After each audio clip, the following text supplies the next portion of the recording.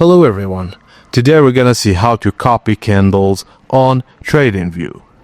Firstly, on the top panel of your TradingView chart, click on Indicators icon to open the menu. In the Indicators menu, find and click the Candlestick Patterns tab. This will display a list of available candlestick pattern indicators. From the list, choose the candlestick patterns you'd like to be used by clicking on them. These indicators will automatically be applied to your chart.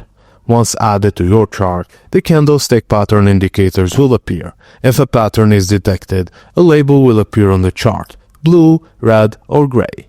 If you'd like to learn more about specific candlestick patterns, simply hover over the label on your chart. A tooltip will pop up with additional information about the pattern. And that's it, guys. Thank you for watching, and please don't forget to like and subscribe for more.